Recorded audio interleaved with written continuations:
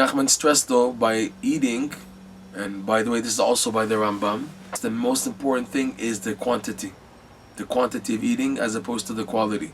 Even the RamBam says a person can eat garbage food but a little bit and it'll be okay, and you have a person who eats healthy food but he eats it, he dumps it down his throat, so he accomplished to get sick because even though he's eating healthy food, the overeating is very dangerous. Like the RamBam says, it's like putting swords in your body, and most people, they die of disease and sickness because of overeating. So Rebbe Nachman stresses the importance of being careful on the quantity of how much you eat as being something very, very important.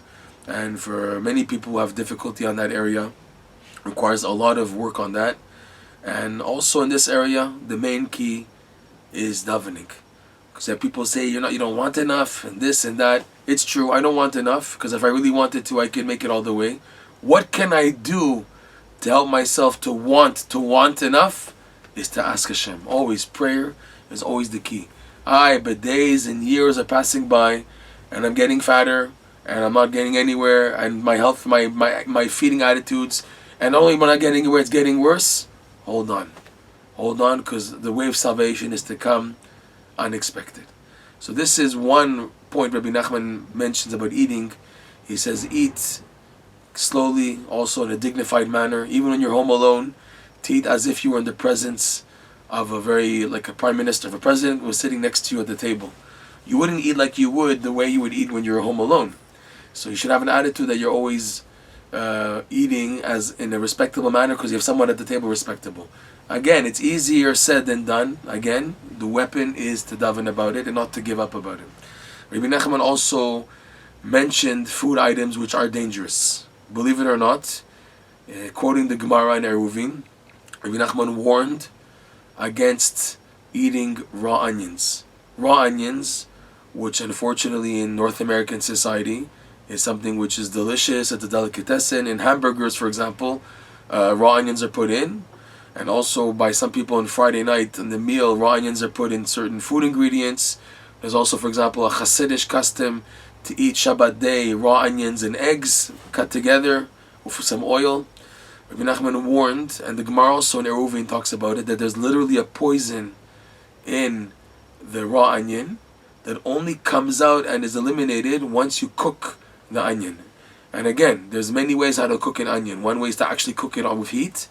And there's a rule in halacha, and this is like law, that pickled, an item which has been pickled for 24 hours, whether pickled in sugar or in salt, whatever, something which is pickled as people pickle items, kim vushal dam, it's considered as if it's cooked also.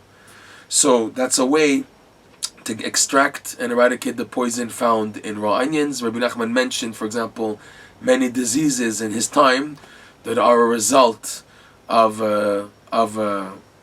eating raw onions. He was against that also.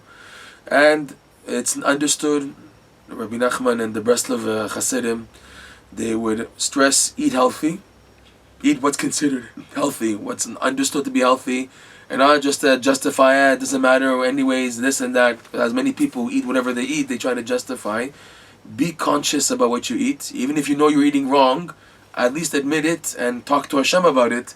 I know I'm eating wrong, I want to eat better and healthier and everything. They would say like this in Breslov.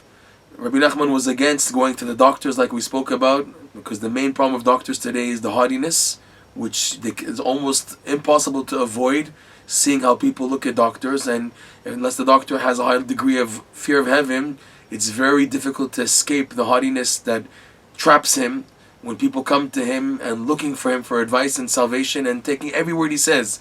And by extension, it's also by spiritual leaders that people also look to them for like that. And it's very easy to fall and stumble in these two areas. So they would say in Breslov, if Rebbe Nachman warned against going to doctors, so you have to do your utmost to be healthy, so you shouldn't come to have to see a doctor. Of course, when a person has no choice, he feels overwhelmed and he's not handling the situation. So there were Breslov Hasidim who would go to a doctor because they had to and they had no choice because of the situation.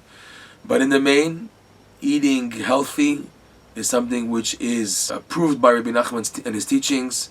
He said, for example, just because it's Shabbos, like about the custom of eating raw onions on Shabbat, You're allowed to eat something dangerous on Shabbat because it's Shabbat. In other words, a person has to work on this area. It's something very special. And the eating, like they say, you are what you eat. The eating refines you. It helps you also in your service of Hashem. The way you eat, how you eat, and everything. And again, if this is a major area of difficulty by some people, you have what to daven about. That's the key. The key is prayer, not to give up until Hashem opens the doors. And even if days and years are passing and it's getting worse, and a person also looks around and he sees other people also just not getting anywhere, and a person begins to justify, well, if they didn't make it, what chance do I have to make it? In this game, you're all alone. Like in the halacha talks about hezek re'iyah.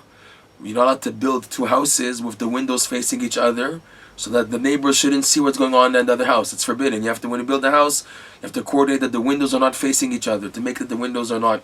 So Rav Nachman explains also in the spiritual realm that when serving Hashem, you should not compare and look at other people. If by looking at other people now, it's going to bring you down. He made it or he didn't make it, so what chance do I have, and I'm not going to make it. So you're not allowed to look at other people or bring such thoughts into you. In a positive sense, helping you, great. If you see that you're thinking negative because of looking at other people, then stop.